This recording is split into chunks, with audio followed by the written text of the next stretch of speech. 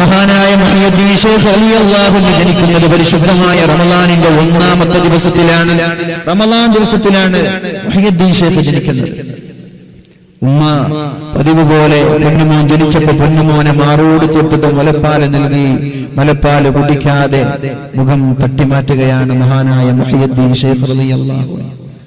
ഉമ്മയുടെ മുലപ്പാല് കുടിക്കാതിരുന്നപ്പോ അയൽവാസികൾ വിളിച്ചു, കുടുംബക്കാരെ വിളിച്ചു, തൊട്ടടുത്തുള്ള ആളുകളെ ഒക്കെ വിളിച്ചു. ഒരാളുടെ മുലപ്പാലും അദ്ദേഹം ജനിച്ച ദിവസത്തിൽ കുടിക്കുന്നില്ല. നോമ്പായിരുന്നു. നോമ്പ് തുറന്ന ഉടനെ, പരിശുദ്ധമായ റമളാനിന്റെ നോമ്പ് തുറന്ന ഉടനെ ഉമ്മ മുലപ്പാല് നൽകുമ്പോൾ അദ്ദേഹം മുലപ്പാല് കുടിക്കുകയാണ്. മുതലായ റമളാനിൽ 30 നാളിൽ മുല കൊടുക്കും കാലം മുലയെ തോടാച്ചോവർ.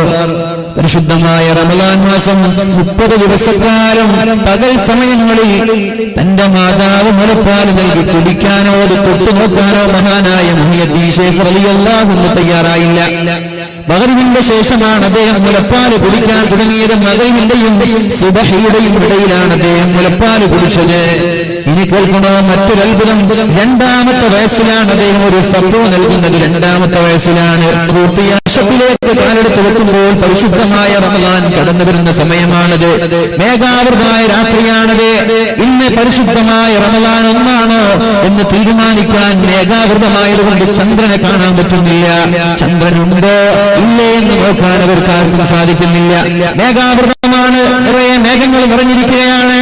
ആ സമയത്താണ് അവിടെ കൂടിയിരിക്കുന്ന ആളുകൾ പറയുന്നത്, ഇന്ന് പരിശുദ്ധമായ റമളാൻ ഒന്നാണോ അല്ലേ എന്ന് തീരുമാനിക്കാൻ നാളെ സുബഹി നിസ്കാരം കഴിഞ്ഞാൽ മുഹയ്യിദ്ദീൻ എന്ന് പറയുന്ന ഈ കുട്ടിക്ക് മുലപ്പാല് നൽകി നോക്കാം. കുടിച്ചാൽ ഇന്ന് റമളാനല്ല, കുടിച്ചില്ലെങ്കിലോ ഇന്ന് റമളാൻ ഒന്നാണ്. 2-ാമത്തെ വർഷം ജനിച്ചിട്ട് 2-ാമത്തെ വർഷം രാത്രി കഴിഞ്ഞു. സുബഹി നിസ്കരിച്ച ശേഷം എന്റെ പൊന്നുമോനെ മാറോട് ചേർത്തിട്ട് മുലപ്പാല് നൽകുന്ന കുഞ്ഞുമോൻ തന്റെ മുഖം തട്ടിമാറ്റി മുലപ്പാല് കുടിച്ചില്ല. അന്ന് നാട്ടുകാർക്ക് നോമ്പെടുത്തു. 2-ാമത്തെ വയസ്സിലാണ് അദ്ദേഹം നിലാവ് കണ്ടു, അല്ലെങ്കിൽ റമളാൻ ഒന്നാണെന്ന് സമുദായത്തിന് പഠിപ്പിച്ചു കൊടുക്കുന്നത് 2-ാമത്തെ വയസ്സിലാണ്. ഖുർആൻ അദ്ദേഹത്തിന് നിർബന്ധമായിട്ടില്ല. അദ്ദേഹം ഖുർആൻ കൊണ്ട് ജീവിക്കാൻ. പല രീതിയിൽ പല ആളുകൾ, ചില ആളുകൾ പരിശുദ്ധമായ ഖുർആനിന്റെ ആയത്തുകളായിരിക്കുന്നവർക്ക് മാറ്റം നൽകുക. മഹാനായ ഫുളൈൽ ഇബ്നു ഇയാദ് റളിയല്ലാഹു അൻഹു ലോകം കണ്ട പ്രശസ്തനായ ഒരു കുറ്റവാളിയും കൊലപാതകം നടത്തുന്ന സംഘത്തിന്റെ നേതാവുമായിരുന്നു മഹാനായ ഫുളൈൽ ഇബ്നു ഇയാദ് റളിയല്ലാഹു അൻഹു. അദ്ദേഹം കൊള്ളത്തലവനായിരുന്നു എന്ന് മാത്രമല്ല, അദ്ദേഹം തന്റെ കാമുകിയുടെ വീട്ടിലേക്ക് മതിൽ ചാടി കിടക്കുമ്പോഴാണ് ആ വീടിന്റെ അകത്തളങ്ങളിൽ നിന്ന് പരിശുദ്ധമായ ഖുർആനിന്റെ ഒരു ആയത്ത് കേൾക്കാനിടയായത്. ഞാൻ പറഞ്ഞു വരുന്നത്, പരിശുദ്ധമായ ഖുർആൻ വെറുതെ ഓതിവിടാനുള്ളതല്ല, അതിന്റെ ആഴങ്ങളിലേക്ക് ഇറങ്ങാനും അതിന്റെ അർത്ഥങ്ങൾ തിരിച്ചറിയാനും എന്താണ് പറയുന്നത് എന്ന് മനസ്സിലാക്കി ഓതാനാണ് ഖുർആൻ അല്ലാഹു തആല ഏൽപ്പിക്കുന്നത്. എന്നാ ഉസ്താദെ, ഞങ്ങൾ ഓതുന്നതിൽ പുണ്യമില്ലേ? പുണ്യമുണ്ട്, ഇല്ല എന്ന്. അതാ ഞാൻ പറഞ്ഞത്, പകുതിയിൽ നിന്ന് പോയ വിഷയങ്ങൾ മനസ്സിലാവില്ല. പരിശുദ്ധമായ ഖുർആൻ അർത്ഥമറിയാതെ ഓതിയാൽ പ്രതിഫലം ലഭിക്കൂല എന്ന് നിങ്ങൾ ചോദിച്ചേക്കാം. പ്രതിഫലം ലഭിക്കൂല എന്നല്ല, ഒരു ഹർഫിന് 10 ഹസനത്ത് എന്ന രീതിയിൽ ഒരു ഹർഫിന് 10 പ്രതിഫലമാണ് അല്ലാഹു നൽകുന്നത്. അലിഫ് ലാം മീം. അലിഫുൻ ഹർഫുൻ വലാമുൻ ഹർഫുൻ വമീമുൻ ഹർഫുൻ. അലിഫ് ലാം മീം എന്ന് ഓതുമ്പോൾ 30 പ്രതിഫലമാണ് അല്ലാഹു നൽകുന്നത്. അലിഫ് ലാം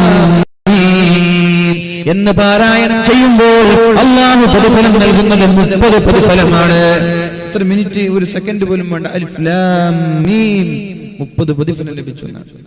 അർത്ഥറിയാതെ ഓതിയാൽ പ്രതിഫലം കിട്ടൂല എന്നല്ല പറയുന്നത്. പക്ഷേ ഖുർആനിന്റെ യഥാർത്ഥ മഹത്വം, അല്ലെങ്കിൽ അതിന്റെ യഥാർത്ഥ ബെനിഫിറ്റ്, ഉപകാരം നമ്മുടെ ജീവിതത്തിൽ ലഭിക്കണമെങ്കിൽ അത് അർത്ഥം മനസ്സിലാക്കിയിട്ട് ഓതിയാലേ കിട്ടുള്ളൂ.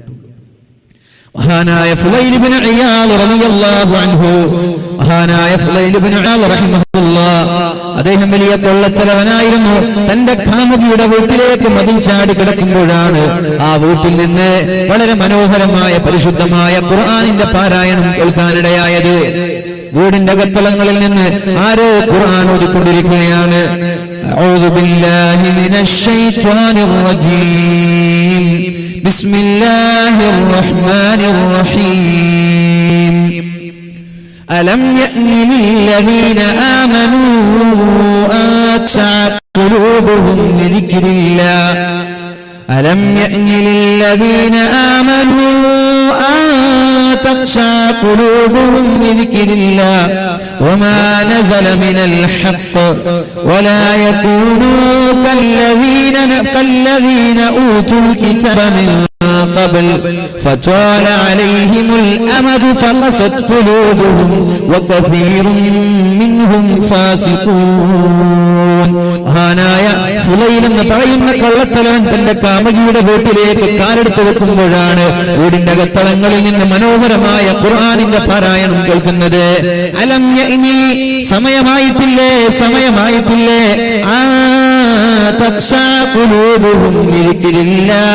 അല്ലാഹുവിനെ പേടിച്ച് നന്നാവാനുള്ള സമയം ആയിട്ടില്ലേ? അല്ലാഹുവിനെ പേടിച്ച് നന്നാവാനുള്ള സമയം ആയിട്ടില്ലേ? വമാ നസല മിനൽ ഹഖ് പരിശുദ്ധമായ ഖുർആൻ പറഞ്ഞതുപോലെ ജീവിക്കാനുള്ള സമയമായിട്ടില്ലേ എന്ന് ആ വീടിന്റെ കത്തളങ്ങളിൽ നിന്ന് വളരെ മധുരിതമായി വളരെ മനോഹരമായ പരിശുദ്ധമായ ഖുർആനിന്റെ ആയത്ത് കേട്ടപ്പോഴാണ് അദ്ദേഹം ആലോചിക്കാൻ തുടങ്ങിയത്. ഇത് എന്നോടാണല്ലോ പറയുന്നത്, ഇത് എന്നെ കുറിച്ചാണല്ലോ പറയുന്നത്, ഇത് എന്നെയാണല്ലോ ഉദ്ദേശിക്കുന്നത് എന്ന നിയത്തോടെ തന്റെ മുന്നോട്ട് വെച്ച കാൽ പിന്നോട്ട് വെച്ചുകൊണ്ട് ആ സ്ഥലത്ത് വെച്ച് തന്നെ അദ്ദേഹം പറയാണ്, യാ റബ്ബി വഖദ് ആൻ, യാ റബ്ബി വഖദ് ആൻ. അല്ലാഹുവേ സമയമായിട്ടുണ്ട് റബ്ബേ, നന്നാവാനുള്ള സമയമായിട്ടുണ്ട് റബ്ബേ. ഇനി ഞാൻ കളവ് നടത്താൻ ഞാനില്ല, കൊള്ളിവെപ്പിന് ഞാനില്ല, വ്യഭിചാരത്തിന് ഞാനില്ല, തോന്നിവാസങ്ങൾക്ക് ഞാനില്ല, ഇനി ഞാൻ നന്നാവുകയാണ് എന്ന് അല്ലാഹുവിനോട് ആ സ്ഥലത്ത് വെച്ച് തീരുമാനിച്ച മഹാനായ ഫുലൈൽ ഇബ്നു ഇയാദ് റളിയല്ലാഹു അൻഹു സ്ഥലം വിടുകയാണ്. അങ്ങനെ തിരിച്ചു വരുമ്പോഴാണ് അദ്ദേഹത്തിന്റെ സങ്കേതം എവിടെയാണോ ഉള്ളത് ആ സ്ഥലത്തിന്റെ തൊട്ടടുത്തായി ഒരു കൂട്ടം മുസ്ലിമീങ്ങളായ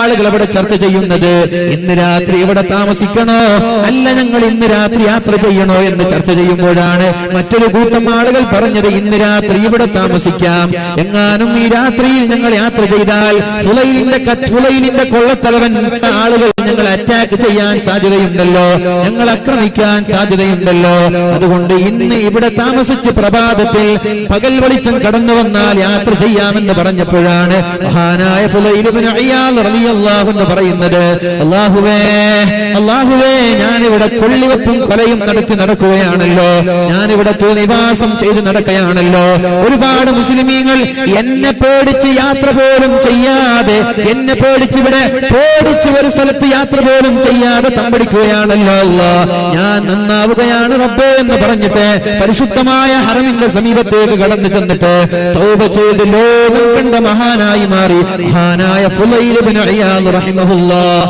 ഒരു ആയത്താണ് അദ്ദേഹത്തിന്റെ ജീവിതത്തിൽ മാറ്റമുണ്ടാക്കിയത്. ഒരു ആയത്താണ്. ഏതാണ് ആയത്ത്? നമ്മുടെ ജീവിതത്തിൽ മാറ്റം വരുന്നുണ്ടോ? ആ ചോദ്യം ഇന്ന് നമ്മയും ഫേസ് ചെയ്തുകൊണ്ടിരിക്കുകയാണ്. നമ്മുടെ മുന്നിലും നമ്മുടെ കർണപുടങ്ങൾക്ക് മുന്നിൽ അല്ലെങ്കിൽ നമ്മുടെ മുന്നിൽ ഒരു ചോദ്യചിഹ്നമായി ആ ചോദ്യം അവിടെ ബാക്കിയുണ്ട്. ഒന്ന് നെഞ്ചത്ത് കൈവച്ച് ആലോചിക്കുക. ഖുർആനിന്റെ ചോദ്യമാണ്. 1400 വർഷങ്ങൾക്ക് മുമ്പ് ഇറങ്ങിയ ആയത്താണ്. എന്നാൽ ഇത് ഖിയാമത്ത് നാൾ വരെ ഈ ഖുർആനിന് നിലനിൽപ്പുണ്ട് എന്ന് നമ്മൾക്ക് സംശയമില്ലാത്ത വിഷയമാണ്, അല്ലേ? ഇന്നാ നഹ്നു നസ്സൽനാ الذിക്റ വഇന്നാ ലഹു ലഹാഫിളൂൻ. നാമായ ഖുർആനിനെ ഇറക്കിയത് നാമാണ്. പരിശുദ്ധമായ ഖുർആനിനെ ഖിയാമത്ത് നാൾ വരെ സംരക്ഷിക്കേണ്ട ബാധ്യതയും എനിക്കുണ്ട് എന്ന് അല്ലാഹു പറയുമ്പോൾ ഏറ്റവും വ്യക്തമായ ഒരു ഉദാഹരണം നമ്മൾ മനസ്സിലാക്കണം. എന്താണ് ഈ ഖുർആൻ എന്ന് പറഞ്ഞാൽ? മഅ്മൂൻ രാജാവിന്റെ സമീപത്തേക്ക് ഒരു ജൂതനായ ഒരു സഹോദരൻ വരുന്നുണ്ട്. മഅ്മൂൻ രാജാവ് അദ്ദേഹം ദീൻ പഠിപ്പിച്ചു കൊടുക്കുന്നുണ്ട്, ക്ലാസ് എടുത്തു കൊടുക്കുന്നുണ്ട്. ആ ഒരു സദസ്സിലേക്ക് ഒരു ജൂതനായ ഒരു സഹോദരൻ കടന്നു വരാൻ. ആ ജൂതൻ വന്നപ്പോ മഹാനായ മഅ്മൂൻ രാജാവ് പറഞ്ഞു, ഇസ്ലാമിനെ കുറിച്ച് പരിചയപ്പെടുത്തി കൊടുത്തു. നീ ഒരു ബനു ഇസ്രായേലുകാരനാണല്ലോ, നീ അഹ്ലു ബൈത്തിൽപ്പെട്ട അഹ്ലു കിതാബിൽപ്പെട്ട ആളാണല്ലോ, അതുകൊണ്ട് നിനക്ക് പരിശുദ്ധ ദീനിലേക്ക് കടന്നു വന്നുകൂടെ എന്ന് മഹാനായ മഅ്മൂൻ രാജാവ് ചോദിച്ചപ്പോഴാണ് അദ്ദേഹം പറയുന്നത്, സമയമായിട്ടില്ല, എനിക്ക് പരിശുദ്ധമായ ഇസ്ലാമിനെ കുറിച്ച് എനിക്ക് മനസ്സിലായിട്ടില്ല, സമയമായിട്ടില്ല. മഅ്മൂൻ രാജാവിന്റെ സമീപത്ത് നിന്ന് അദ്ദേഹം യാത്ര ചോദിച്ചു തിരിച്ചു പോവുകയാണ്. കൃത്യമായി 1 വർഷം കഴിഞ്ഞപ്പോഴാണ് മഅ്മൂൻ രാജാവിന്റെ സമീപത്തേക്ക് ആ ജൂതനായ സഹോദരൻ അശ്ഹദു അല്ലാ ഇലാഹ ഇല്ലല്ലാഹ് വഅശ്ഹദു അന്ന മുഹമ്മദർ റസൂലുള്ളാഹ് അല്ലാഹുവല്ലാതെ മറ്റൊരു ദൈവമില്ല എന്നും അല്ലാഹുവിന്റെ ഹബീബായ മുഹമ്മദുർ റസൂലുള്ളാഹ് നബി തങ്ങൾ അല്ലാഹുവിന്റെ പ്രവാചകനാണ് എന്നും ഞാൻ വിശ്വസിക്കുന്നു എന്ന് പറഞ്ഞുകൊണ്ട് അല്ലാഹുവിന്റെ ഹബീബിന്റെ സന്നിധി മഹാനായ മഅ്മൂൻ രാജാവിന്റെ സന്നിധിയിലേക്ക് കടന്നു വന്നപ്പോഴാണ് മഅ്മൂൻ രാജാവ് ചോദിക്കുന്നത്, ഒരു വർഷം മുമ്പ് ഞാൻ ഇസ്ലാമിനെ പരിചയപ്പെടുത്തി തന്നിട്ടുണ്ടല്ലോ, ഒരു വർഷം മുമ്പ് പരിശുദ്ധമായ ഇസ്ലാമിനെ ഞാൻ പരിചയപ്പെടുത്തി തന്നിട്ടുണ്ടല്ലോ, അന്ന് നിങ്ങൾ വിശ്വസിച്ചിട്ടില്ല, ഇന്ന് ഇസ്ലാമിലേക്ക് കടന്നു വരാനുള്ള കാരണം എന്ത് എന്ന് ചോദിച്ചപ്പോ മഅ്മൂൻ രാജാവിനോട് അദ്ദേഹം ഒരു യാഥാർത്ഥ്യം പറയുകയാണ്, നിങ്ങളുടെ സമീപത്തു നിന്ന് ഞാൻ ഇറങ്ങിപ്പോയ ഉടനെ, നിങ്ങളുടെ സമീപത്തു നിന്ന് ഞാൻ ഇറങ്ങിപ്പോയേ, ഞാൻ നല്ല എഴുത്തുകാരാണ്, നല്ലൊരു എഴുത്തുകാരനാണ്, നല്ല ഒരു ഹാൻഡ് റൈറ്റിംഗ് ഉള്ള ആളാണ് ഞാൻ. നേരെ പോയി ഒരു തൗറാത്ത് എടുത്തു. തൗറാത്തിന്റെ അതേ ഒരു കോപ്പി ഒരു 3 കോപ്പികളായി ഞാനും എഴുതി വെച്ചു. തൗറാത്തിലുള്ളതുപോലെ ഞാനും ഒരു പുസ്തകമായി അതിലുള്ളതുപോലെ പകർത്തി എഴുതി. പക്ഷേ ചില സ്ഥലങ്ങളിൽ ചില ആയത്തുകൾ, അതിന്റെ ചില സൂക്തങ്ങൾ ഞാൻ മാറ്റിമറിച്ചു. ചിലത് എന്റേത് വക ഞാൻ കൂട്ടിച്ചേർത്തു, മറ്റു ചിലത് ഞാൻ മായ്ച്ചു കളഞ്ഞു. എന്നിട്ടൊരു പൂർണ്ണമായ തൗറാത്തിന്റെ രൂപം അതുണ്ടാക്കുകയും എന്നിട്ട് ഞാൻ ജൂതന്മാരുടെ കൈകളിലേക്ക് നൽകിയപ്പോ വളരെ സന്തോഷത്തോടെ വളരെ സ്വീകരണം നൽകിയ ആ ഒരു കിതാബിനെ അവർ സ്വീകരിക്കുകയുണ്ടായി.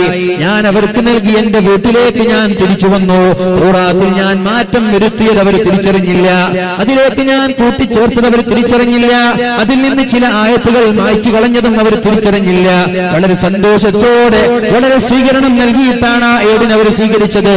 പിന്നെ ഞാൻ രണ്ടാമതായി ബൈബിൾ എടുത്തു. മഹാനായ ഈസാ നബി അലൈഹിസ്സലാമിന്റെ ബൈബിൾ ഞാൻ എടുക്കുകയുണ്ടായി. ബൈബിൾ എടുത്തു.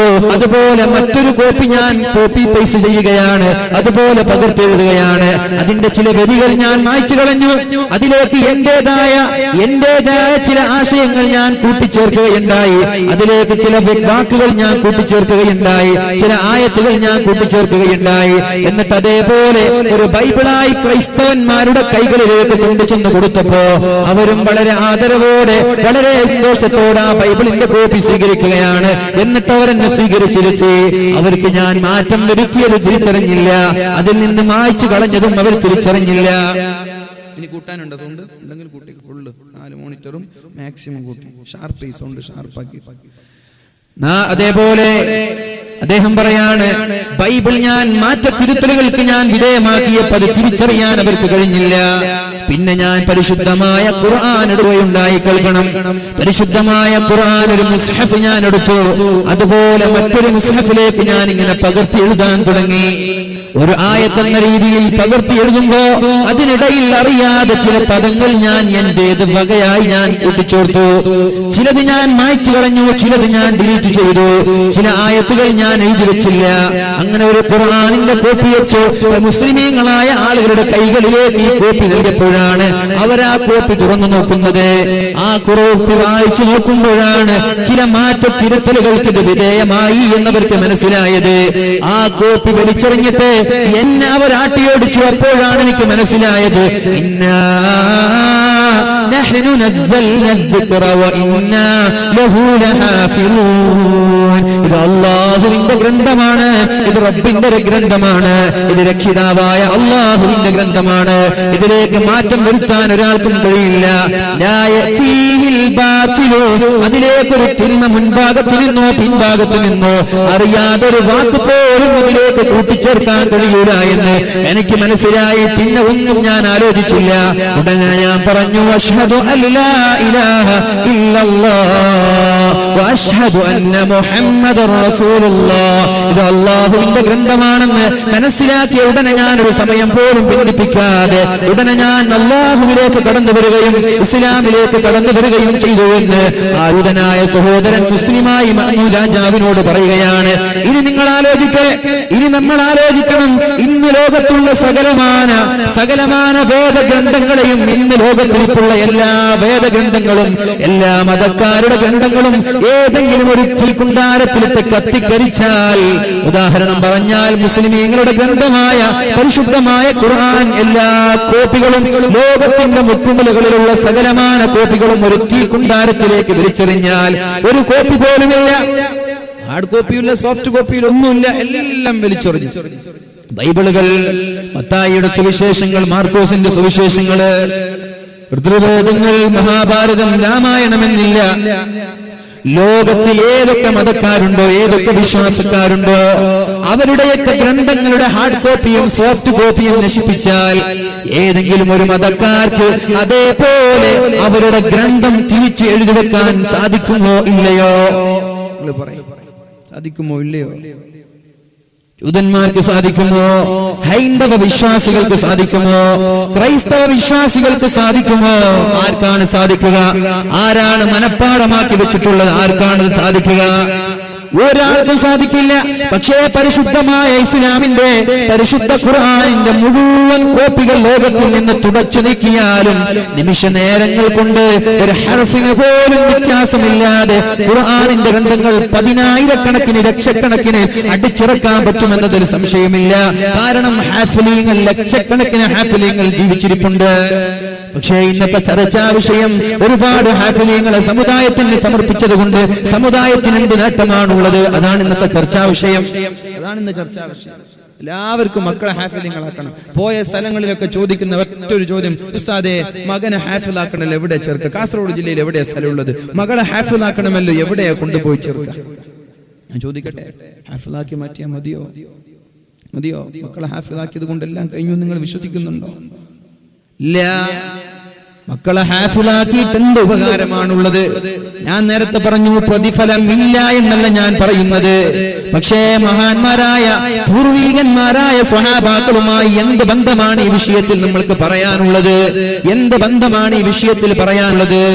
മഹാനായ ഇബ്നു മസ്ഊദ് റളിയല്ലാഹു അൻഹു പറയുന്നുണ്ട്, ഇന്നാ സഅബ അലൈനാ ഹിഫ്ളുൽ ഖുർആൻ.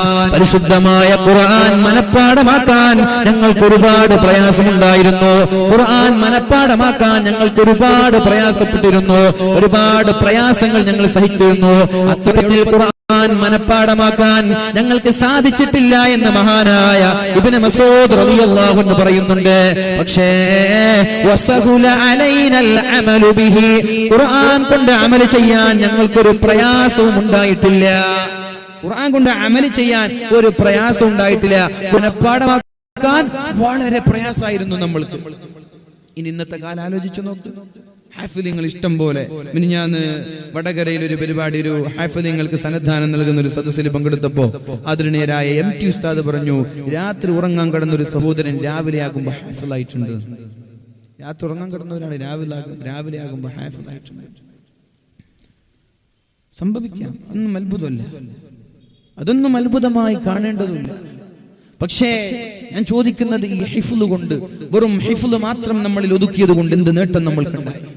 ഒരുപാട് ഹിഫ്ള് കോളേജുകൾ നമ്മുടെ നാട്ടിൽ വളർന്ന് പന്തലിച്ചത് കൊണ്ട് എന്ത് നേട്ടമുണ്ടായി? എന്ത് നേട്ടമുണ്ടായി? മഹാനായ ഇബ്നു റളിയല്ലാഹു അൻഹു പറയുകയാണ്, ഇന്നാ സഅബ അലൈനാ ഹിഫ്ളുൽ ഖുർആൻ. ഖുർആൻ മനഃപ്പാഠമാക്കാൻ ഞങ്ങൾക്ക് ഒരുപാട് പ്രയാസമുണ്ടായിട്ടുണ്ട്, ഒരുപാട് പ്രയാസം. പക്ഷേ വസഹുല അലൈനൽ അമലു ബിഹി, ഖുർആൻ കൊണ്ട് അമൽ ചെയ്യാൻ ഞങ്ങൾക്കൊരു പ്രയാസം ഉണ്ടായിട്ടില്ല. എന്താണോ ഖുർആൻ അതുപോലെ ജീവിക്കാൻ ഞങ്ങൾ തയ്യാറായിരുന്നു. ഇനി നിങ്ങൾ കേൾക്ക്, അല്ലാഹുവിന്റെ ഹബീബിന്റെ സ്വഭാവം എന്തേ ചോദിച്ചപ്പോ മഹദിയായ ആയിഷ ബീവി റളിയല്ലാഹു അൻഹ പറഞ്ഞത്, കാന ഖുലുഖുഹു ഖുർആന, നബി തങ്ങളുടെ സ്വഭാവമായിരുന്നു ഖുർആൻ. ഇവിടെ ഇരിക്കുന്ന എത്ര ആളുകൾക്ക് എന്റെ സ്വഭാവം ഖുർആൻ എന്ന് പറയാൻ പറ്റും? നിങ്ങൾ പോട്ടെ, വേറെ പറയുന്നത് എനിക്ക് പറ്റും. ഖുർആൻ സ്വഭാവമായി മാറണം, മനഃപ്പാടാക്കലല്ല. ഇത് ഖുലുഖ്, കാന ഖുലുഖുഹു ഖുർആന. ഭാര്യയോട് ചോദിക്കുകയാണ്, നിങ്ങളെ പുതിയാപ്പിളയുടെ സ്വഭാവം എന്താണ്? അയ്യയ്യേ, വൃത്തികെട്ട സ്വഭാവമാണ്. അത് പറയാൻ പാടില്ല. എന്റെ ഭർത്താവ് ഖുർആനാണ്, എന്റെ ഭർത്താവിന്റെ സ്വഭാവം എന്ന് പറയിപ്പിക്കുന്ന എത്ര പുതിയാപ്പിളമാരെവിടെ ഉണ്ട്? അല്ലെങ്കിൽ എത്ര പെണ്ണുങ്ങളുണ്ട്? ഭർത്താവ് പറയണം, എന്റെ ഭാര്യ ഖുർആനാണ്, ഖുർആൻ അധിഷ്ഠിതമായ ജീവിതമാണ് എന്റെ ഭാര്യ നയിക്കുന്നത് എന്ന് പറയാൻ യോഗ്യരായ എത്ര പെണ്ണുങ്ങളുണ്ട്? ഹാഫിലിങ്ങളുണ്ട്, ഇല്ല എന്ന് ഞാൻ പറയില്ല. ഒരു വീട്ടിൽ ഒരാളെന്ന രീതിയിൽ ഹാഫിലിങ്ങളുണ്ട്. പ്രത്യേകമായി പറഞ്ഞാൽ ഈ ഒരു സാഹചര്യത്തിൽ വലിയ വലിയ മുതലാളിമാരൊക്കെ മക്കളെ ഹാഫിലിങ്ങളാക്കാൻ ഇഷ്ടംപോലെ ആളുകൾ അറിയാം. മുതലാളിമാർക്കൊക്കെ വലിയൊരു മാറ്റം വന്നൊരു സമയമാണിത്. എത്രയോ വലിയ വലിയ മുതലാളിമാരറിയാം മക്കളെ ഹുദവിയാക്കണം, മക്കളെ ഹാഫിലാക്കണം എന്ന് ആഗ്രഹിച്ചിട്ട് ദുആ ചെയ്യാൻ പറയുന്ന എത്രയോ വലിയ കോടീശ്വരന്മാരറിയാം. അൽഹംദുലില്ലാഹ്, അല്ലാഹു നിലനിർത്തട്ടെ.